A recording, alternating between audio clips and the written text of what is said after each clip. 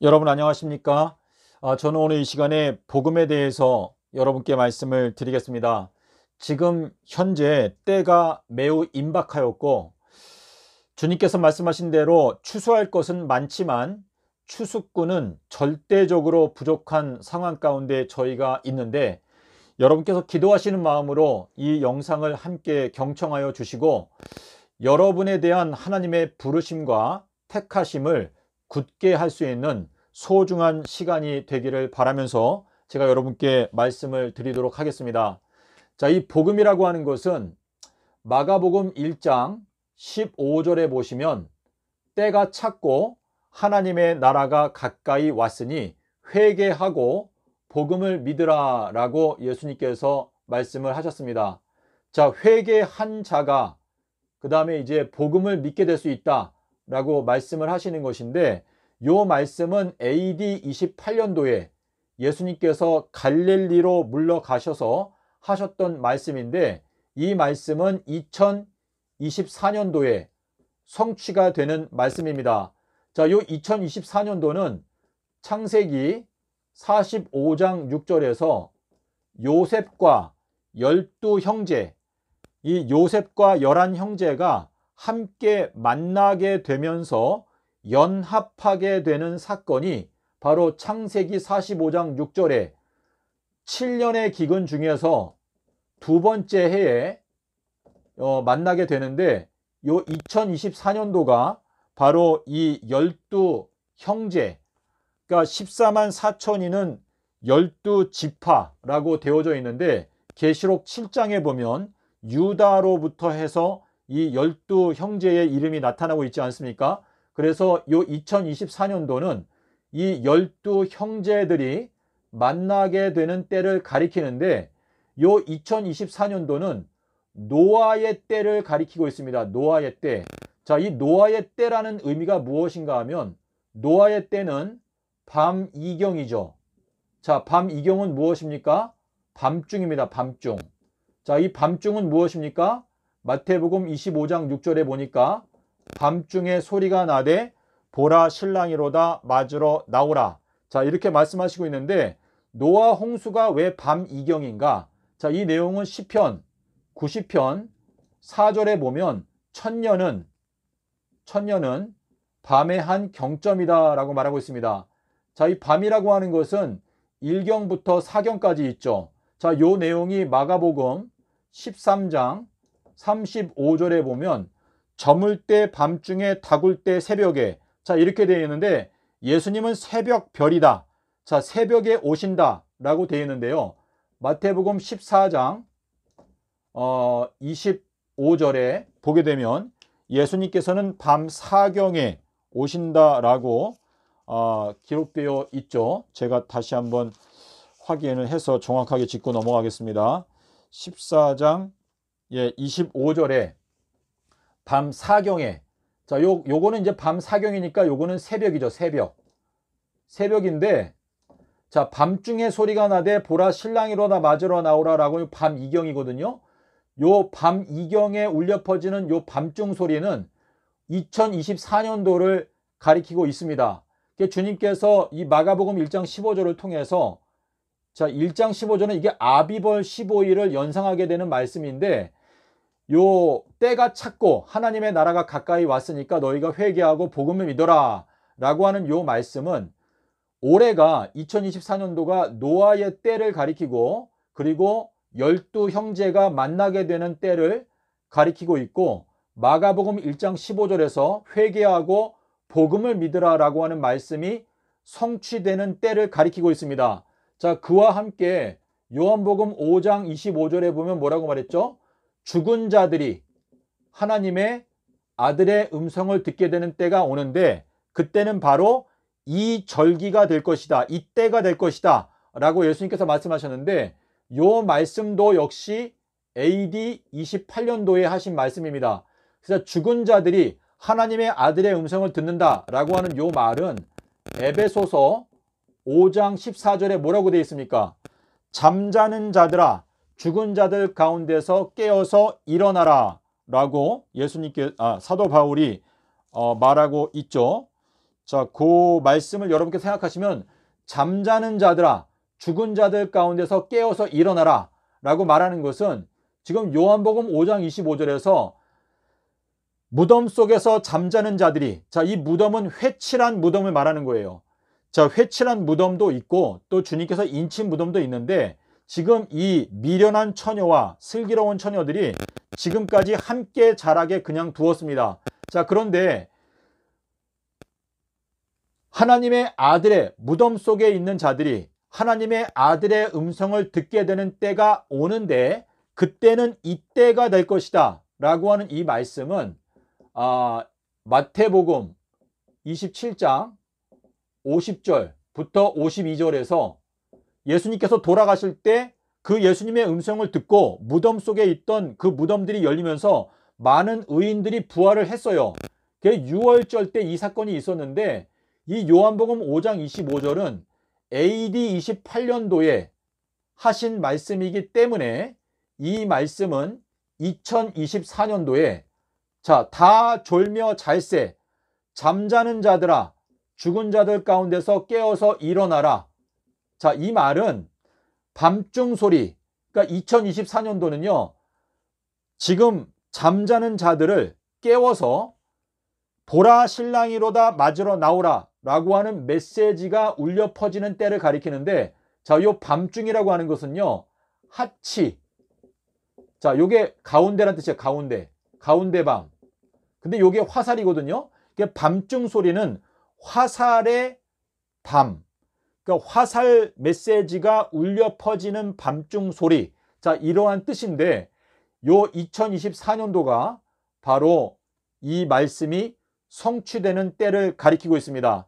자, 우리 7천년을 제가 대충 그려볼 텐데요. 둘, 셋, 넷, 다섯, 여섯, 일곱. 자, 요게 각각이 1000년인데 1경, 2경, 3경, 4경. 자, 4경은 새벽이죠. 자, 새벽이니까 요때 예수님께서 탄생하셨습니다. 탄생하셔가지고 자, 여호수아서 10장 12절에 뭐라고 되어 있어요? 여호수아가 전쟁에서 이길 때까지 태양은 그 가운데 하늘에 머물러 있어라 라고 말했습니다. 이 말은 뭐냐면 예수님께서 네 번째 천년기 새벽에 탄생하셨는데 탄생하신 시점부터 십자가에서 승리하실 때까지는 계속 네 번째 천년기, 요게 수요일이죠. 새벽, 이 네 번째 천년기가 연장이 된다라고 하는 의미가 여기 여호수아서 10장 12절에 들어 있습니다. 그래서 예수님께서 여호수아, 자, 여호수아는요 헬라어를 보게 되면 여호수아, 예수 둘 다 철자가 똑같아요. 그러니까 아들을 낳으리니 이름을 예수라 하라, 아들을 낳으리니 이름을 여호수아라 하라. 둘 다 맞는 것입니다. 왜냐하면 신약 성경을 보면 자, 히브리서에 가면은 여호수아가 안식을 주었더라면 그 후에 다른 날을 말씀하지 아니하셨을 것이다. 그 여호수아가 예수, 철자가 똑같아요. 자, 그래서 이 말은 뭐냐면 예수님께서 십자가에서 죽으시면서 그분이 모퉁이 돌을 완성하셨어요. 그리고 이제 하늘에 올라가셨는데 이 3000년의 세월 동안에 이제 새 예루살렘 건축이 이제 이루어져야 그 다음에 3000년이 지나간 다음에 새 예루살렘이 내려오는 것인데요. 자, 1경, 2경, 3경, 4경. 자, 요 내용은 시편 90편 4절에 보면 주께는 1000년이 하루와 같고 밤의 한 경점과 같다. 그래서 도적이 밤에 어느 경점에 올 줄을 알았더라면 그 구멍을 뚫지 못하게 깨어 있을 것이다. 자, 이렇게 말하고 있는데 1경, 2경, 3경, 4경. 자, 그래서 요게 새벽인데 예수님께서는 새벽에 오셨어요. 그리고 이길 때까지 네 번째 천년기가 계속 연장되는 것이고 여호수아서 10장 12절을 보면은 이 원어를 보면 더 확실하게 알 수 있는데 여호수아가 전쟁에서 이길 때까지는 태양은 가운데에 그냥 머물러 있어야 한다. 그게 뭐냐면 네 번째 천년기가 AD 30년에 예수님께서 십자가에서 승리하실 때까지는 계속 연장되어야 한다 라고 말하는 것이고, 자, 그 다음에 예수님이 승천하셨죠. 그리고 1경, 2경, 3경, 4경이죠. 이게 4경은 이제 새 예루살렘이 내려올 때 나는 광명한 새벽별이다 라고 이렇게 말씀을 하시는 것인데, 자, 요 내용이 요 마지막 때에는 2023년도, 2024년도, 2025년도, 2026년도, 2027년도, 2028년, 2029년, 2030년이죠. 여러분께서 요 2023년부터 2030년까지가 요렇게 해당된다는 것을 지금 현재 이해를 못 하신다면 여러분께서 부지런하게 이 요나의 표적을 연구하시고 에스겔 1장 1절에서 30년 4월 5일 요게 예수님의 십자가 사건의 날짜라는 것을 깨달아야 요 숫자가 1월 화수 목 금 토에 해당된다는 것을 깨닫게 될 수가 있습니다. 자, 그래서 누가복음 13장 32절에 보면 뭐라고 말했죠? 오늘과 내일과 모레는 오늘과 내일은 내가 병을 고치고 귀신을 쫓아내는 것을 끝마치고 제3일에는 완전하게 된다. 이게 오늘 내일 모레를 내가 간다. 이게 오늘 내일 모레 이렇게 말씀하시는 건데,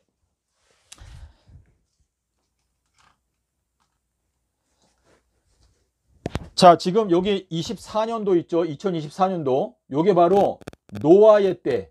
자, 노아의 때와 같이 인자의 임함도 그러하리라. 2024년도가 노아의 때와 같은 때예요. 노아의 때에 사람들이 먹고 마시고 시집가고 장가가고 있으면서, 자, 그런데 마태복음에 보면 마태복음 10장 6절에 뭐라고 말했죠? 너희들은 이방인의 길로 가지 말라. 자, 거기 왜 길이 들어있을까요? 길. 자, 이건 뭐냐면 이방인의 때는요, 요 2026년부터 2029년까지 요게 이제 42달인데 요 42달은 이방인들을 청량하는 기간이에요. 청량.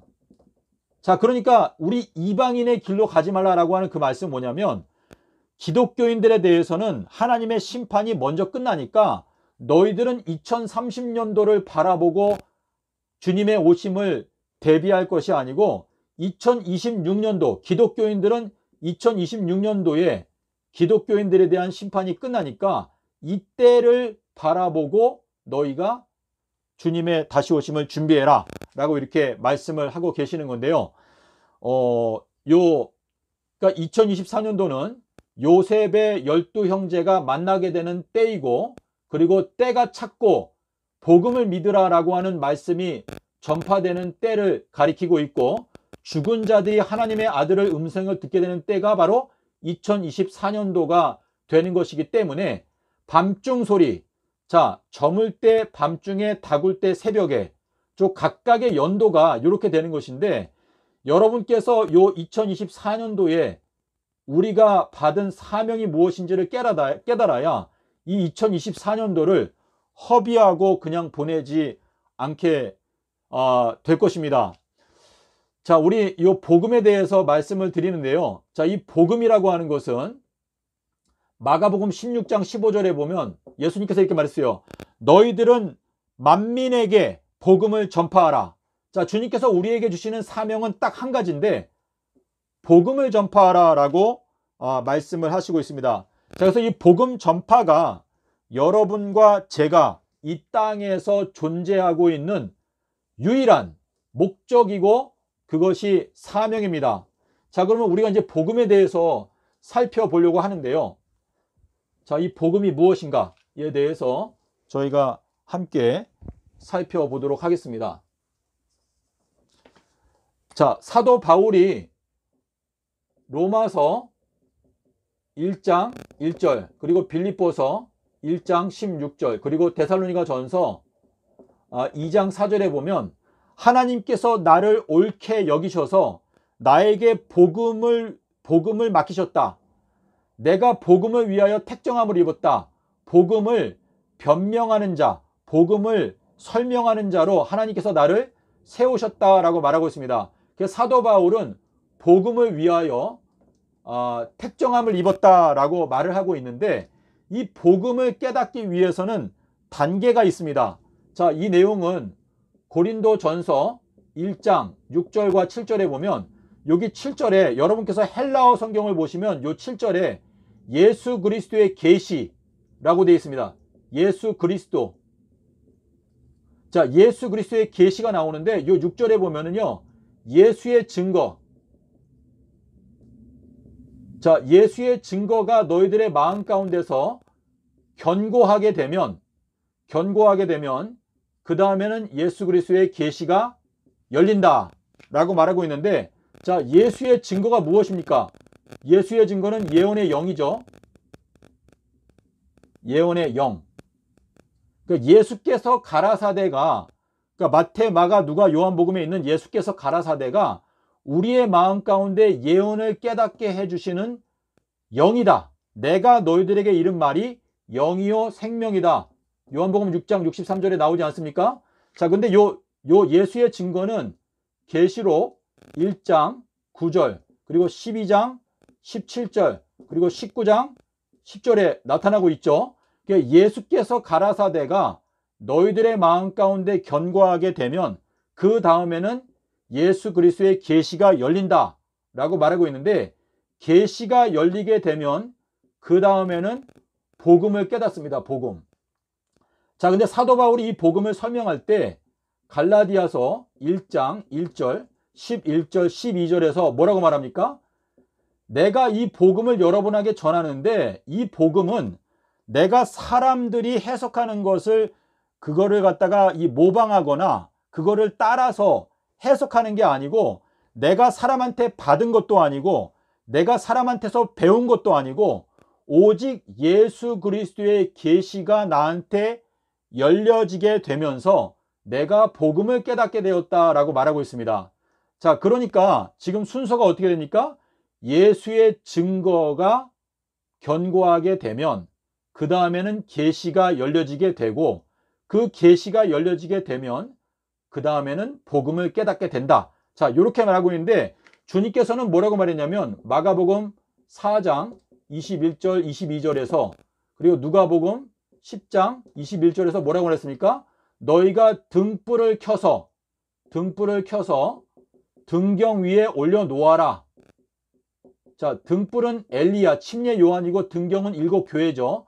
등불을 켜서 등경 위에 올려놓게 되면 그 다음에는 계시가 열려지게 된다라고 말하고 있습니다. 근데 이 등불은 하나님의 몸된 교회의 눈이라고 말했죠. 눈. 자, 눈이라고 하는 것은 마태복음 6장 22절에 나오는데, 자, 지금 예수의 증거가 견고하게 되어야 계시가 열리고, 계시가 열리면 복음을 깨닫는다. 자, 그런데 계시록 14장 6절에 가니까 가운데 하늘을 날아가는 천사가 있는데 영원한 복음을 갖고 있다 라고 말하고 있습니다. 자, 근데 이 영원한 복음이 무엇인가? 자, 갈라디아서에 가면은요, 갈라디아서 1장 6절부터 9절에 보면, 자, 고린도 후서 11장 4절에도 나오는데, 여기에 보면 다른 복음, 다른 예수, 다른 영. 그러니까 고린도 후서에서 여러분들은 어떻게 다른 복음, 다른 영, 다른 예수를 그렇게 쉽게 따라가십니까? 자, 갈라디아서 1장 6절 9절에 보면 내가 여러분들에게 전해주었던 그 복음 외에는 다른 복음이 존재하지 않는다 라고 말하고 있는데, 지금 사도 바울이 깨달았던 이 복음이 무엇인가 하면 고린도 전서 15장 1절과 4절에 보면 이 복음이라고 하는 것은 사도 바울이 딱 한마디로 정의하기를 성경대로 예수님께서 죽으시고 성경대로 제3일에 부활하신 것이 복음이다 라고 말하고 있습니다. 자, 복음은 예수님께서 성경대로 제3일에 부활하신 것이 복음이다 라고 말을 하고 있는데, 갈라디아서 1장 6절부터 9절에서 말하기를 다른 복음은 존재하지 않는다. 예수님께서 제3일에 부활하신 것, 이것이 복음인데 이 복음 외에는 다른 복음이 존재하지 않고, 다른 복음을 전파하게 되면 그 사람은 저주를 받게 될 것이다. 그리고 바로 뒤이어서 내가 또다시 강조하는데 다른 복음을 전파하는 자는 저주를 받게 될 것이다 라고 말하고 있습니다. 자, 여러분, 이 예수님께서 제3일에 부활하셨다. 이 비밀을 현 기독교단이 현재 모르고 있어요. 여러분께서 이 영상을 통해서 사도 바울이 복음을 위하여 택정함을 입은 것처럼 여러분께서 오늘 이 영상을 통해서 여러분들도 복음을 위하여 택정함을 입게 될 수가 있습니다. 여러분께서 이 제3일에 부활한다라고 하는 이 말씀이 무엇인지 분명하게 깨닫기 위해서 노력하시기를 바라면서, 자, 고린도후서 4장 3절과 4절에 이렇게 말했어요. 만약에 이 복음이 가리웠으면 망하는 자들에게 가리워진 것이고, 이 세상의 신은 사단이죠. 이 세상의 신이 그 망하는 자들의 마음을 어둡게 해서 영광의 복음을 깨닫지 못하게 한다 라고 말하고 있습니다. 자, 그래서 지금 여러분께서 이 제3일에 부활한다 라고 하는 이 말씀이 무슨 뜻인지를 깨닫게 되어야 여러분께서는 복음의 사도, 복음으로 택정함을 입게 되는 사도나 또는 교사나 또는 선지자로 여러분께서 선택을 받게 될 수가 있는 것입니다. 자, 그러면 이 제3일에 대해서 제가 여러분께 좀 더 구체적으로 설명을 드리도록 하겠습니다. 자, 이 제3일이 중요한데요. 자, 제가 여기다가 이제 성령 받기 전, 이제 성령 받은 후, 제가 여기가 좀, 성령을 받기 전과 성령을 받은 후가 다른데, 자, 예수님의 12제자, 자, 이 12제자들이 걸어갔던 길을 생각해 보겠습니다. 자, 이 12제자들이 누가복음 18장 33절 그리고 34절인데요. 예수님께서 뭐라고 말씀하셨냐면 내가 제3일에 부활하리라 라고 말씀을 하셨어요.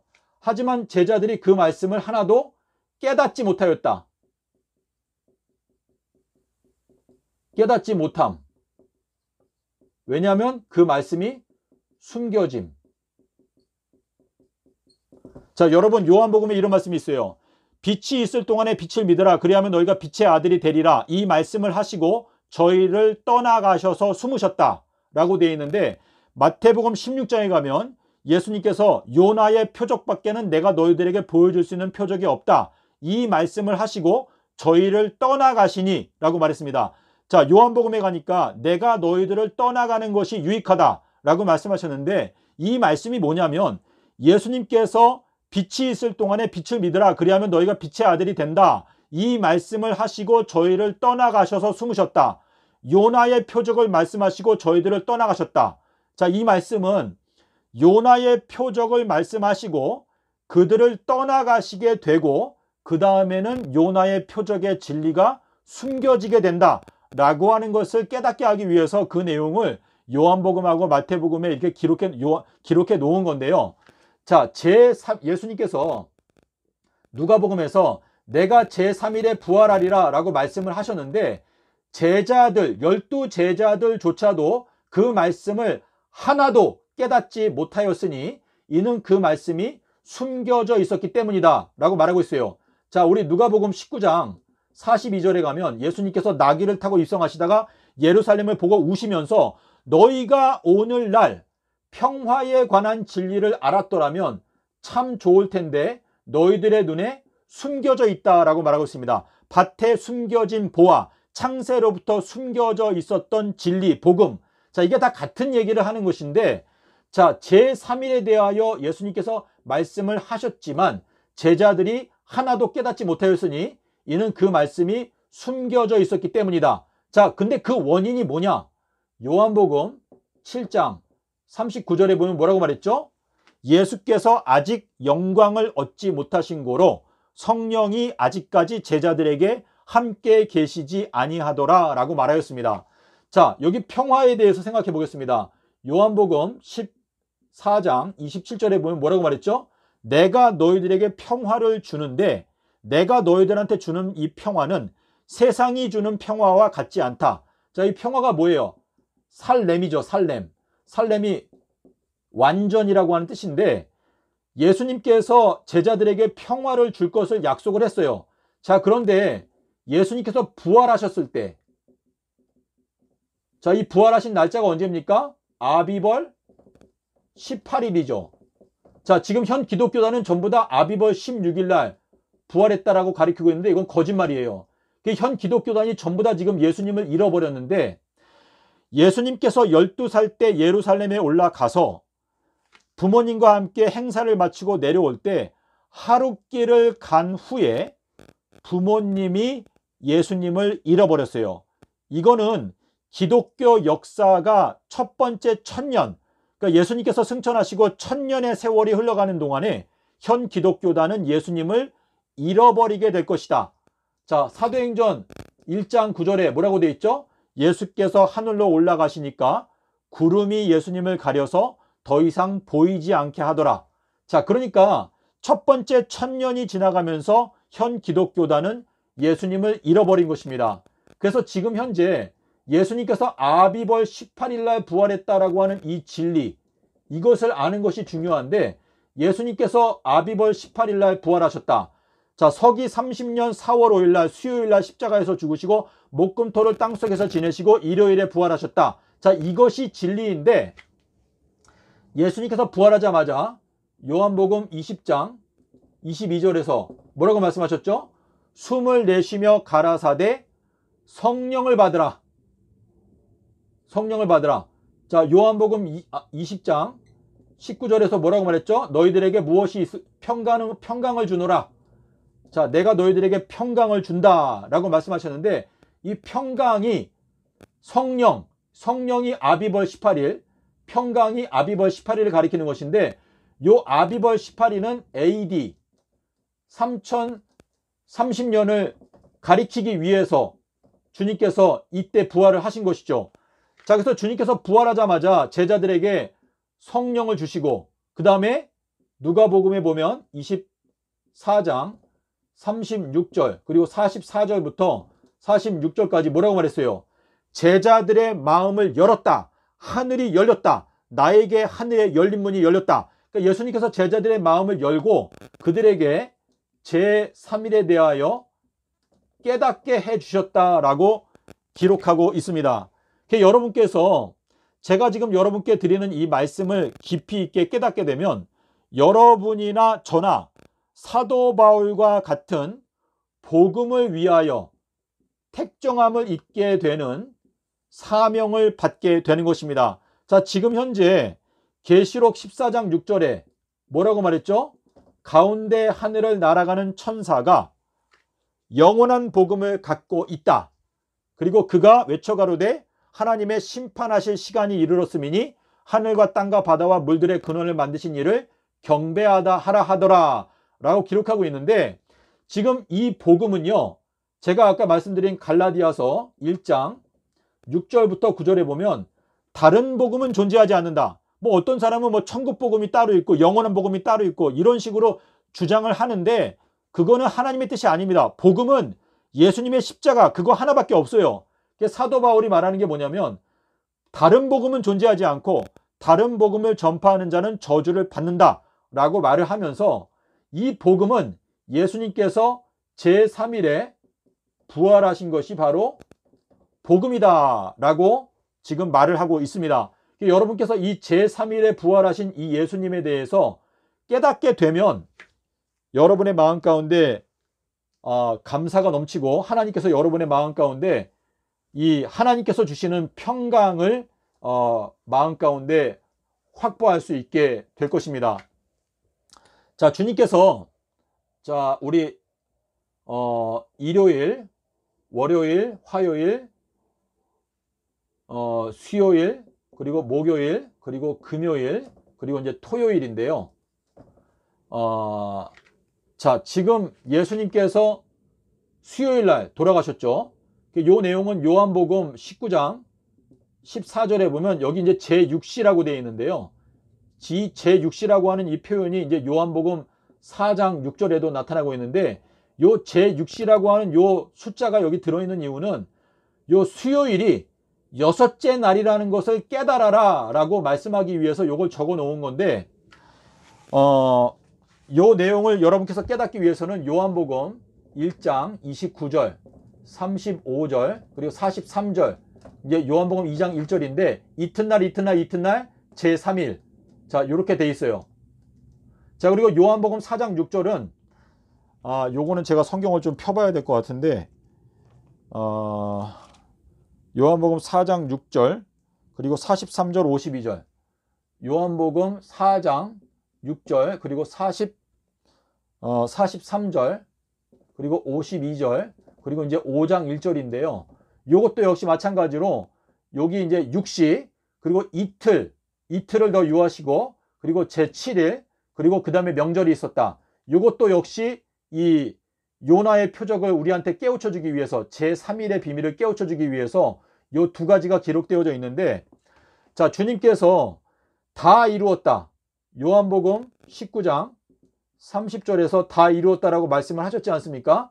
요거는 이제 창세기 2장 1절에서 다 이루었다라고 하는 말씀하신 건데, 다니엘서 9장 27절에 보니까 일주일의 가운데에서 다 이루었다라고 선포를 하신다. 자, 제사제도와 예물제도가 끝난다. 그건 뭐예요? 희생제도가 끝난다. 예수님께서 죽으시면서 십자가에서 다 이루었다라고 말씀하셨기 때문에, 자, 여러분 생각해 보세요. 요한복음 12장 1절에 가면 6월절 엿새 전에 6일 전에 베다니에 오셨다. 자, 베다니가 무엇입니까? 마음이 가난한 자, 심령이 가난한 자는 복이 있나니.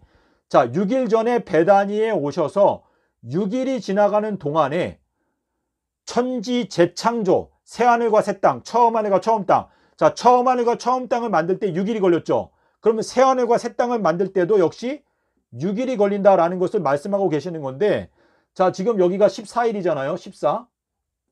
14, 여기가 13, 12, 11, 그리고 요 위에가 19인데 예수님께서 금요일 날 베다니에 오셨어요. 베다니에 오셔가지고 하루, 이틀, 3일, 4일, 5일, 6일, 그러니까 수요일까지 6째 날이 될 때까지 재창조 사업을 하신 거죠. 진리의 말씀을 사람들한테 먹여주면서 재창조 사업을 하시고 6째 날이 되었을 때 다 이루었다라고 말씀을 하셨습니다.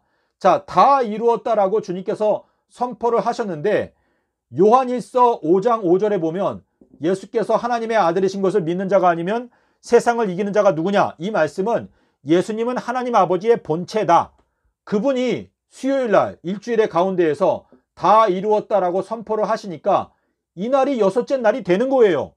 그리고 목요일 날은 요한복음 19장 31절에 큰 날이 나오죠. 큰 날. 자, 예수님께서는 큰 날 재림하신다라고 되어 있는데 계시록 6장 17절하고 계시록 16장 14절에 그리고 말라기서 4장 5절에도 여호와의 큰 날이 나오지 않습니까? 주님께서 큰 날 재림하시는데 이 날이 보름달이 뜨는 날이죠. 잠언 7장 20절에 보면 남편께서는 보름달 뜨는 날에 돌아오신다라고 되어져 있는데, 자, 제6일 날 다 이루었다라고 말씀하시고 제7일, 요게 제7일이에요. 제7일. 자, 그럼 제7일 다음엔 뭡니까? 제1일, 그 제2일, 그 여기가 일요일 날 부활하실 때 여기 18일이죠. 여기가 제3일인 거예요. 제3일. 자, 그래서 주님께서 여러분 마태복음 16장 21절의 말씀을 보십시오. 그러면 여기 마태복음 16장 여기 16절 17절에 보면 예수님께서 요나의 아들아 너가 복이 있다. 자, 베드로가 주는 그리스도시여 살아계신 하나님의 아들입니다라고 고백하니까 복 있다 바요나 시모나 요나의 아들아 너가 복이 있다. 너가 음부의 권세를 이긴다 라고 말씀을 하시고 그 얘기를 할 때 12제자가 다 들었겠죠. 자, 그러면 그 얘기를 들을 때 12제자들이 요나의 아들이 되면 복을 받게 되는구나, 이길 수가 있구나 하는 것을 12제자들이 다 듣고 배웠죠. 자, 그래서 마태복음 16장 21절에 가면 그때부터 비로소 예수님께서 제3일에 대하여 제자들에게 가르치는 것을 시작하셨다. 자, 우리 원어 성경에 보면 시작이라는 단어가 들어있는데 12제자들이 요나의 아들에 대하여 선포를 한 다음에는 그때부터는 제자들에게 제3일에 대하여 가르쳐 주는 것을 시작하셨다. 이 말은 우리가 요한일서 5장 요한일서 5장 5절에 이기는 비결이 나오잖아요. 이기는 비결. 그러면 예수께서 하나님의 아들이신 것을 믿는 자. 그러면 우리가 예수님이 하나님의 아들이라는 걸 마음 가운데 진정으로 믿게 될 때, 그때 주님께서 우리들을 요나의 아들아, 너가 복이 있다 라고 선포를 하시고, 그때부터는 시작하신다라고 하는 의미가 여기 들어있는데, 예수님께서는 여섯째 날, 수요일 날, 이 일주일의 가운데 주일 중에 넷째 날 돌아가시고, 주일 중 첫째 날 부활하셨고, 예수님께서는 여섯째 날 돌아가시고, 일곱 번째 날, 첫 번째 날, 두 번째 날을 무덤에서 지내시고, 세 번째 날, 제3일에 부활하셨다. 이것이 진리입니다. 자, 요 내용을 여러분께서 이해하려면 민수기서 19장 12절에 보면은 너희들은 제3일과 제7일에 너희들의 몸을 씻어라 라고 말씀을 하시고 있습니다. 자, 여러분께서 이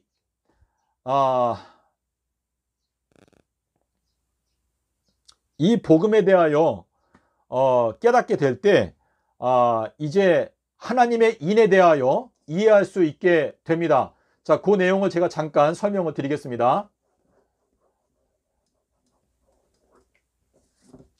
자, 우리 갈라디아서 3장 17절에 있는 말씀을 보십시오. 자, 430년 후에 생긴 율법. 자, 여기 430년이 나오죠. 요 430년은 출애굽기 12장 41절에 가면 430년이 맞춰지는 마지막 날, 430년 끝나는 날 출애굽했다 라고 나옵니다. 자, 그럼 요 430년이 끝나는 마지막 날이 아비벌 15일이죠. 자, 근데 430년 후에 생긴 율법, 자, 출애굽하고 나서 1월 15일 날 출애굽하고 시내 광야에 도착한 것은 3월 15일에 도착했습니다. 자, 요게 두 달인데, 요 두 달이 의미하는 거는 이제 2000년을 의미하는 것인데, 3월 15일 날 시내 광야에 도착해가지고 거기에서 이제 율법을 받았죠. 자, 근데 요 율법은 430년이 지나간 후에 생긴 율법인데, 요 갈라디아서에 보면 하나님께서 아브라함에게 세우신 언약, 자, 이 언약이 430년 뒤에 생긴 율법이 이 언약을 파기하지 못했다 라고 말하고 있는데, 이 말씀이 뜻하는 게 뭐냐면, 자, 예수님께서 자, 요 15일, 자, 14일 날 요때 십자가에서 죽으셨죠. 근데 십자가에서 죽으시면서 새 언약을 세우실 수가 없으니까 그 전날 1월 13일 날이 끝나는 저녁에 이때 새 언약을 세웠어요. 새 언약. 근데 이거는 이제 주님께서 마신 잔인데, 자, 이 잔은 무엇입니까? 주님께서 감람산에 올라가서 아버지여 내가 이 잔을 마시지 않고 지나가게 해주십시오. 주님께서 이 십자가의 잔을 마신 건 요때죠. 그러니까 요때 오후 3시에 예수님께서 죽음의 잔을 마셨는데, 이 죽음의 잔을 마실 때 세우신 이 새 언약, 이 새 언약이 출애굽하고 두 달 후에 시내 광야에서 도착해가지고 이때 율법을 줬어요. 율법. 자, 율법을 줄 때에도 주님께서 출애굽기 20장에 보면 내가 너를 애굽 땅 종되었던 집에서 인도하여 내었다. 자, 애굽 땅에서 인도하여 낼 때, 자, 1월 14일 날 주님께서 죽음의 잔을 마셨죠. 이 죽음의 잔을 마시면서 세우신 새 언약. 자, 이 새 언약이 성찬식인데, 자, 요 내용을 우리가 보게 되면, 자, 출애굽기 13장 3절, 4절, 8절, 9절, 16절에 보면 여기 뭐라고 되어 있냐? 여기 자카르라고 되어 있어요. 자카르. 자카르. 자, 이 자카르가 뭐냐면 기념하다. 너희들이 출애굽한 그 날, 이 15일, 요 오후 3시에 출애굽했죠. 그러니까 이 오후 3시에 출애굽했다라고 제가 이 말을 드리는 이유는 오후 3시에 무덤 가운데 있던 의인들이 부활했기 때문에 그 의인들의 부활이 출애굽을 의미하는 거기 때문에 제가 그렇게 말씀을 드린 건데, 자, 이 아비벌 15일을 너희들이 이마에 기념하라. 이마. 자, 그래서 여기 8절 9절에 보면 똑같은 자카르가 돼 있어요. 자카르. 자, 카, 자, 자카르는 이제 스가랴라고 하는 그런 같은 단어인데요. 너희들의 이마에 기념이 되게 하라. 자, 이게 뭐냐? 예수님의 십자가를 여러분 생각해 보십시오. 첫 번째 재앙부터 아홉 번째 재앙까지는 이거는 창조주의 능력이에요. 창조. 열 번째 재앙은 이거는 보혈의 능력입니다. 보혈. 자, 창조는요, 말씀으로 선포하면은 그냥 뭐든지 막 꾸광꽝꽝 해가지고 다 움직이고 세워지는 게 창조예요. 자, 첫 번째 재앙부터 아홉 번째 재앙까지는 창조주의 능력으로 행하시는 재앙인데, 이 창조적인 능력으로는 바로의 마음을 꺾을 수가 없는데, 이건 뭐냐면 우리가 죄를 졌죠. 우리의 마음 가운데는 죄의 병이 들었는데, 우리의 마음 가운데 있는 이 죄의 병을 창조주의 능력으로는 고칠 수가 없어요. 왜냐하면 우리는 창조주의 사랑을 아담과 하와가 벌써 오래전에 거절한 상태이기 때문에, 창조주가 아무리, 예수님께서 말했어요. 누가 죽은 자 가운데서 부활해서 살아난다 할지라도 그들이 예수님을 믿지 않을 것이다. 그거 뭐예요? 예수님께서 이 땅에서 계시는 동안에 3년 동안에 공생애 하시면서 죽은 자를 살리고 병자를 고치고 했지만, 그러한 기적들 때문에 그들의 마음에 있는 죄가 바뀌어지고 회개하고 변화되는 것은 불가능하다라는 것을 말씀을 하고 계시는 건데, 자, 여호와를 생각해 보겠습니다. 여호와. 자, 요게 이제 출애굽기 6장 3절에 뭐라고 말했죠? 내가 아브라함과 이삭과 야곱에게는 전능한 하나님으로 나를 나타내었지만 단 한 번도 여호와로 알려준 적이 없는데, 출애굽 사건을 통해서 나의 이름을 여호와로 알려주겠다라고 말씀을 하시고, 첫 번째 재앙부터 아홉 번째 재앙까지는 창조주, 그 다음에 열 번째 재앙은 구속주의 보혈인데, 이 창조주가 바로 야예요. 야. 그리고 보혈은 회. 이건데, 야훼는 여호와, 야훼는요, 창조주와 구속주의 특징을 둘 다 보여주는 사건이 바로 출애굽 사건이다 라는 것을 말씀하기 위해서 출애굽기 6장 3절에서 나의 이름을 이제는 출애굽 사건을 통해서 여호와, 야훼로 알려주겠다라고 말씀을 하고 계시는 건데, 자, 우리 창조주의 능력으로는 우리 죄인의 마음을 구원할 수가 없어요. 그래서 마태복음 12장 40절에서, 자, 여기 악하고 음란한 세대라고 돼 있지 않습니까? 악하고. 자, 갈라디아서 1장 4절에도 보면은 악한 세대. 자, 그리고 요한일서 5장 19절에 보면 너희들은 하나님 안에 속해 있고 이 온 세상은 악한 자 안에 속해 있다라고 말했는데, 이 악한 세대에서 우리들을 구원할 수 있는 딱 한 가지 기적이 있는데, 그것은 어린 양의 보혈. 자, 주님께서 이 땅에서 공생애 하시는 동안에 수많은 기적들을 행하셨는데, 왜 마태복음 12장에서는 내가 이 악하고 음란한 세대에게 보여줄 수 있는 표적은 요나의 징조, 인자의 징조밖에 없다라고 하셨는가? 그것은 우리의 마음이 창조주의 사랑을 이미 거절한 상태이기 때문에, 우리의 마음이 죄로부터 고침을 받기 위해서 우리의 마음을 장악하고 있는 마귀를 쫓아내기 위해서는 십자가의 보혈로 말미암아 이루시는 큰 사랑. 자, 이 큰 사랑이 큰 날이죠.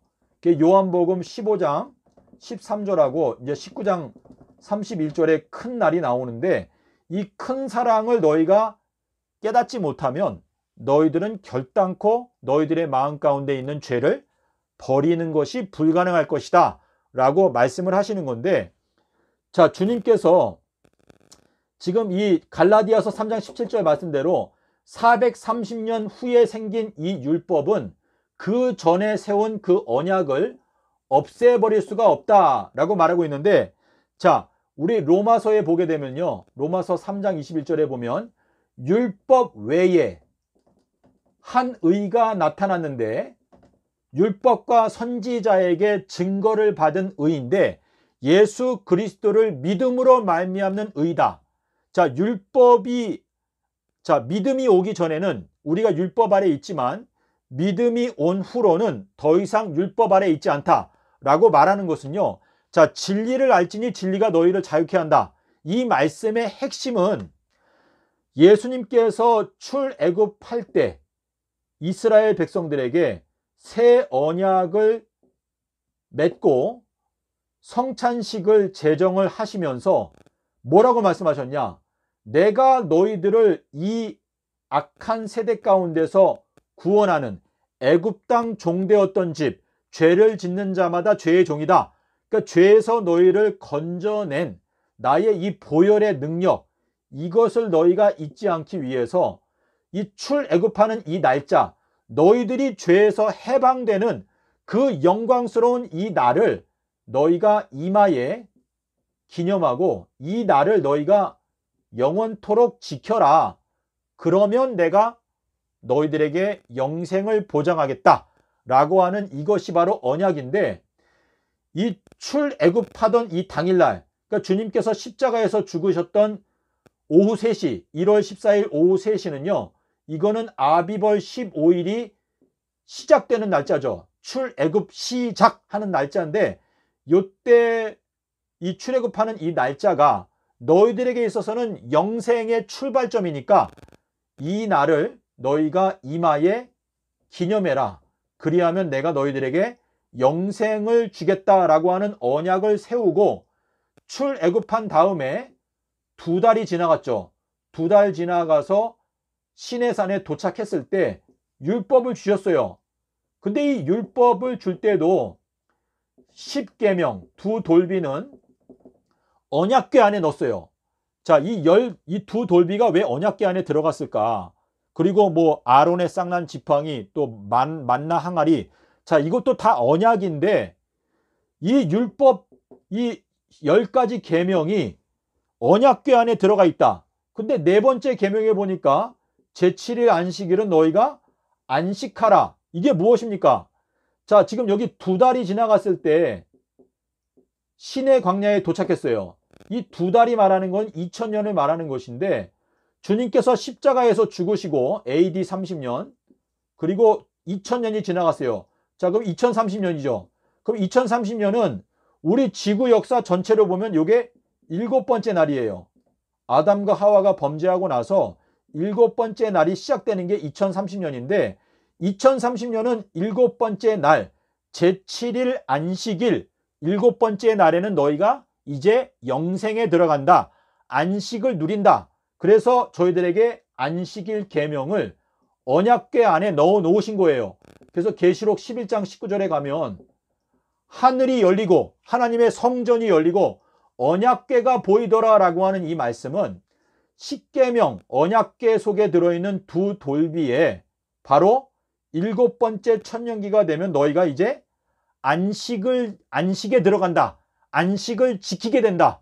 라는 것을 깨우쳐 주기 위해서 이 언약궤 속에 이제 이게 들어가 있는 건데, 지금 현 기독교단의 뭐 대부분이 일요일을 지키고 있는데, 이 하나님의 복스러운 이 약속이 언약궤 안에 들어있다라고 하는 이 사실을 전혀 깨닫지 못하고 있기 때문에 엉뚱하게 사람의 계명을 따라 교훈을 삼아 가르치고 있으니까 너희가 나를 헛되이 경배한다 라고 말씀을 하고 계시는 것입니다. 자, 여러분, 제가 여러분께 지금 복음에 대해서 말씀을 드렸는데요. 복음이라고 하는 거는요, 계시록 7장 3절에 이마에, 계시록 7장 3절에 이마가 나오지 않습니까?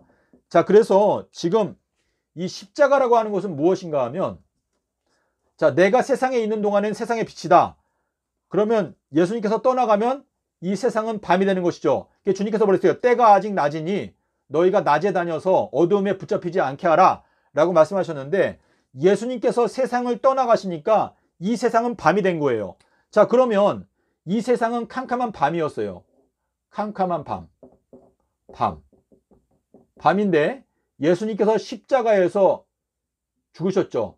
이게 큰 사랑이에요. 큰 사랑. 자, 이 큰 사랑은요 마치 번개와 같아요. 번개. 캄캄한 밤에 갑자기 그냥 밝은 엄청난 큰 사랑이, 자, 보좌에서 흘러나온 게 무엇이죠? 번개와 뇌성과 음성이다. 자, 그러니까 십자가에서 죽으실 때 모든 피조물들이 한 번도 구경하지 못했던 하나님께서 십자가에서 죽으신다? 깜짝 놀랐어요. 어떻게 하나님께서 우리를 그렇게 사랑하실 수가 있지? 깜짝 놀랐기 때문에 이 번개가 친 건데, 캄캄한 밤에 번개가 치면 온 세상이 대낮과 같이 밝아지죠. 그럼 이때 쳤던 이 번갯빛을 우리가 마음 가운데 간직해야 돼요. 예수님께서 십자가에서 죽고 그냥 부활하지 못하면 우리에게는 아무 소망이 없는 거예요. 그래서 완전한 사랑을 나타내 보여주시고 부활하셨지 않습니까? 그러면 이제 번개가 친 것처럼 예수님은 떠나가셨고 이 세상은 다시 캄캄한 밤이 됐어요. 밤이 됐는데 이 십자가에서 쳤던 이 번갯빛을 우리의 마음 가운데 잘 간직하고 있으면 저희들의 마음속은 대낮과 같이 밝은 것을 경험할 수가 있는 것입니다. 주님께서 말씀하시는 게, 내가 십자가에서 내가 창조의 능력으로 아무리 너희들을 회개시키고 구원하려고 해도 너희들의 그 죄를 내가 고쳐줄 수가 없는데, 내가 십자가에서 죽게 될 때 비로소 너희들의 죄를 고쳐줄 수가 있다. 이사야서 53장 6절에 뭐라고 말했죠? 저가 징계를 받음으로 우리가 평화를 누리고 그가 채찍에 맞음으로 우리가 나음을 입었다 라고 하는 말씀처럼 십자가 사건을 통해서 번개가 쳤는데, 이 번개를 너희들의 마음 가운데 간직하면 너희들의 마음속은 영원토록 대낮과 같이 빛나게 될 것이다 라는 것을 말씀하시는 것이 이제 누가복음 11장 36절에 보면, 등불에서 무엇이 흘러나온다? 번개가 흘러나온다 라고 이제 말을 하고 있거든요. 근데 번개가 하나님의 얼굴빛이다 라고 말하고 있죠. 이게 다니엘서 10장 6절에서 말하고 있는데, 우리가 주님의 얼굴을 보게 되는 것은 계시록 22장 4절에 천년 통치가 끝난 다음에, 그러니까 십자가 사건 때 쳤던 이 번갯빛을 우리가 간직해 가지고 우리의 마음속에 이 번갯빛을 성경 말씀을 연구하면서 이 번갯빛을 갈고 닦아서 이 번개가 우리의 마음속에 점점 더 밝아지게 만들어 가지고 3000년의 세월이 지나가게 되면, 3000년이 지나간 다음에는 이제 새 예루살렘이 내려오는데, 이 새 예루살렘이 내려올 때는 우리가 주님의 얼굴을 보게 된다라고 하는 이것은 십자가 사건에 쳤던 이 번갯빛, 하나님의 크신 사랑을 3000년 동안 연구하면서 우리가 하나님을 경외하는 법을 배우고 새 예루살렘이 내려올 때 이제 비로소 주님의 얼굴을 본다. 고린도전서 13장 10절과 12절에 보면 뭐라고 말했죠? 완전한 것이 올 때에는 우리가 얼굴과 얼굴을 대하여 본다라고 말하고 있습니다. 자, 여러분, 주님께서 오늘이 아비벌 16일인데요. 주님께서 이 6월절 기간에 여러분과 저를 이 동방의 번개, 자, 동방의 번개가 무엇입니까? 마태복음 24장에 보면 27절하고 30절에 보면 뭐라고 말했죠? 번개가 동편에서 번쩍하여 서방까지 비추는 것처럼 인자의 징조, 자, 인자의 징조가 동방에서 번쩍하여 서방까지 비추게 되면서 이제 인자가 온다 라고 말하고 있어요. 자, 근데 인자의 징조가 하늘에서 비추게 되면 그때에는 이제 인자의 징조를 깨닫는 사람들의 눈에는 인자가 능력과 그리고 큰 영광으로 오는 것을 깨닫게 될 수 있다 라고 말하는 건데, 자, 이 능력이라는 게 무엇입니까? 로마서에 보게 되면 뭐라고 말했죠? 1장 16절에 복음은 모든 믿는 자에게 능력을 주시는, 구원을 주시는 하나님의 능력이 된다. 자, 복음이 바로 능력이래요. 능력. 자, 근데 복음이 제3일에 부활하신 거죠. 그러니까 예수님께서 서기 30년도 4월 5일 날 죽으시고 그리고 4월 9일 날 부활했다. 그러니까 에스겔 1장 1절에 말씀을 깨닫게 되는 사람. 자, 에스겔이 어떻게 됐습니까? 하늘이 열리고 보좌를 보고 무지개를 보고 그 다음에 안팎으로 기록된 책을 먹고 그 다음에는 이스라엘 자손한테 가서 그들의 악한 길에 대하여 그들을 책망하여라. 이것이 에스겔이 받은 사명인데, 지금 인자가 능력과 큰 영광으로 오는 것이 여러분의 눈에 보이십니까? 저의 눈에는 보이는데요. 이 능력은 복음이에요. 모든 믿는 자에게 구원을 주시는 하나님의 능력은 복음이다. 그러니까 지금 인자가 올 때가 오니까, 지금 인자가 오고 있으니까 우리의 눈에 제3일에 부활하신 예수 그리스도의 진리가 보이게 되는 것이고, 자, 큰 영광. 자, 이 영광은 무엇입니까? 이 영광은 무지개라고 했어요. 무지개. 자, 이 무지개는 에스겔 1장 28절에 보면 그 보좌 주변을 두르고 있는 이 무지개가 하나님의 영광이다라고 말하고 있어요. 자, 인자가 영광을 얻을 때가 왔도다.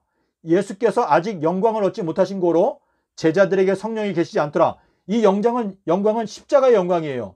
근데 십자가의 영광은 창조의 영광보다 크기 때문에 이거는 큰 영광이에요. 큰 영광. 큰 나팔 소리. 큰 구원. 큰 사랑. 자, 그래서 이 큰 영광.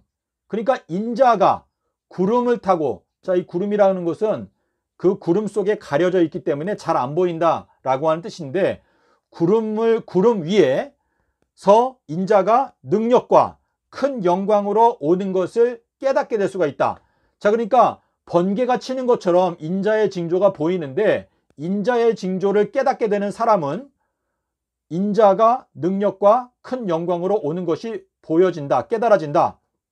그러니까 제3일에 부활하신 예수님의 그 복음을 깨닫게 되고, 그리고 십자가의 영광을 깨닫게 된다라고 말씀을 하시는 건데요. 자, 계시록 21장 11절하고 23절에 보면 뭐라고 말했어요? 그 예루살렘 도성은 하나님의 영광이 있어서 지극히 귀한 벽옥과 같다라고 말하면서, 그 성에는 해나 달의 비침이 쓸 데가 없으니 이는 하나님의 영광이 비치고 어린 양이 등불이 되신다라고 말하고 있는데, 이 새 예루살렘 도성은요, 십자가의 영광으로 빛나는 곳입니다. 자, 그래서 제가 오늘 한 시간 말씀을 드렸는데, 여러분께서 이 복음, 그러니까 사도 바울이 복음을 위하여 택정함을 입었는데, 여러분, 제가 물론 이 전 세계에 있는 모든 기독교인들을 다 만나본 것은 아니지만, 제가 지난 12년 동안에 이 세상을 향해서 외쳐왔던 것이 인자의 징조인데요.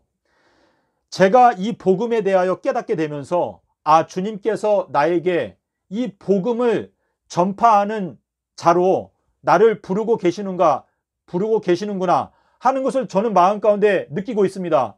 사도 바울이 고백했던 것처럼 내가 사람한테 배운 것도 아니고 사람한테 받은 것도 아니고, 이거는 오직 예수 그리스도께서 계시를 열어주셔가지고 내가 이 복음을 깨닫게 되었고, 이 복음을 내가 증거하고 있다. 다른 복음은 없다. 저도 이 고백을 사도 바울처럼 똑같이 이 고백을 할 수 있게 하신 하나님께 감사하는데, 여러분께서 이 복음을 깨닫게 되시고 여러분 스스로를 복음을 위하여, 예수님의 영광을 위하여 바치도록 합시다. 주님 진실로 속해 오십니다. 주님께서 우리들을 위하여 준비하시고 예비하신 것은 우리 사람의 마음으로 생각하지 못했던 것들을 준비해 놓으셨다라고 말씀하시고 있는데, 주님께서 지금 세우시는 이 새 예루살렘은요, 창조에 속한 건물이 아니에요. 창조에 속한 건물이 아니고, 이거는 예수님의 보혈로 세워지는 건물이기 때문에 저희들은 하나님의 아들들로 지금 부름을 받고 있는 것입니다. 그래서 마가복음 14장 58절, 그리고 히브리서 9장 11절, 그리고 24절에 보면 손으로 짓지 아니하는 성전, 에베소서 2장 22절에 나오지 않습니까? 그래서 우리가 지금 예수님의 십자가 때문에 저희들이 놀라운 특권 가운데 지금 들어가고 있는 것인데, 저희가 이 주님의 복음을 위하여 함께 일하는 일꾼으로 부름을 받는다고 하는 것은요, 엄청난 특권입니다. 존귀에 처하지만 깨닫지 못하는 자는 멸망하는 짐승과 같다라고 하는 그 말씀은, 이 복음이라고 하는 것이 얼마나 놀라우신, 영원한 세월 동안에 딱 한 번밖에 일어날 수 없는 십자가 사건을 통하여 주님께서 저희들을 어린 양의 아내로 부르고 계시는데, 저희가 이 존귀를 무시하고 마치 장자권을 팥죽 한 그릇에 팔아버렸던 에서와 같은 망령된 자가 있을까 두려워하라 라고 하는 이 말씀은요, 주님께서 저희들을 부르시는 이 부르심은요, 너무나도 놀랍고 놀라운 특권이 아닐 수가 없습니다. 여러분께서 복음을 깨닫고 저희가 지금 시간이 없어요. 24년, 25년, 26년 4월달이 되면은 이 4월달 되면 이제 5달 동안에 인침을 받지 못한 자들을 5달 동안 괴롭게 하는 일이 있게 될 것인데 시간이 없습니다. 그래서 저희가 부지런하여 게으르지 말고 열심을 품고 주를 섬기라 이 말씀을 생각하면서 이 복음을 위하여 주님께 자원하여 기쁜 마음으로 최선을 다하여 전심전력하여 헌신하도록 합시다. 감사합니다.